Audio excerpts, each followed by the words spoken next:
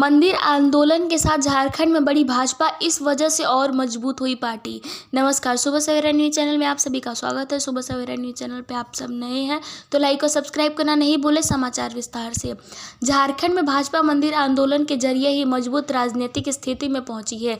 1989 के चुनाव ने पार्टी ने तत्कालीन संयुक्त बिहार और आज झारखंड में शामिल 5 सीटों पर जीत दर्ज की थी।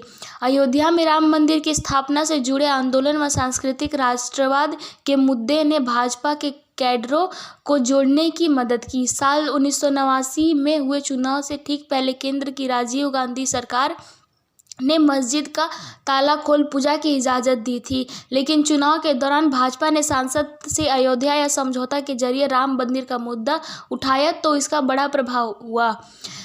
1989 चुनाव में भाजपा ने इस मुद्दे को उठाया। असर यह रहा कि संयुक्त बिहार में पहली बार भाजपा ने कमल के सिंबल पर 8 सीटों पर जीत दर्ज की। उसमें से 5 सीटें वर्तमान में झारखंड से मिली थी। आडवाणी की गिरफ्तारी के बाद हुए चुनाव में भी बड़ा वोट। साल 1990 में लालकृष्ण आडवाणी ने सोमनाथ से अयोध्या के लिए रथ यात्रा निकाली थी। रथ यात्रा को रोकने के लिए तत्कालीन मुख्यमंत्री मुलायम सिंह यादव ने योजना बनाई, लेकिन स्थिति को देखते हुए उन्होंने ऐसा नहीं किया। रथ यात्रा बिहार से गुजरनी थी।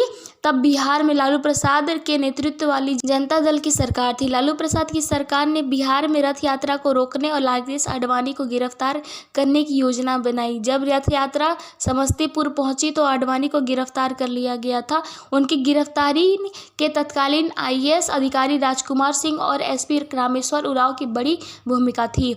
RK सिंह वर्तमान में भाजपा सरकार के केंद्रीय मंत्री हैं, जबकि रामेश्वर उरांव झारखंड सरकार में मंत्री हैं। गिरफ्तारी के बाद समस्तीपुर में ही आडवाणी ने केंद्र सरकार से समर्थन वापस ले लिया था, जिससे केंद्र की सरकार गिर गई थी। उस दौरान कार सेवा की घटना में अयोध्या में हुई। साल 1991 में बाबरी विध्वंस की पृष्ठभूमि में जब चुनाव हुए तब भाजपा ने फिर से अपने वोट प्रतिशत में इजाफा किया। भाजपा को 1991 के चुनाव में 15.9% वोट मिले। उस चुनाव में भाजपा की ओर से धनबाद के सीता वर्मा, खूंटी के कड़िया मुंडा, लोहरदगा से ललित उरांव, रांची के रामटहल चौधरी और पलामू के राम सांसद चुने गए।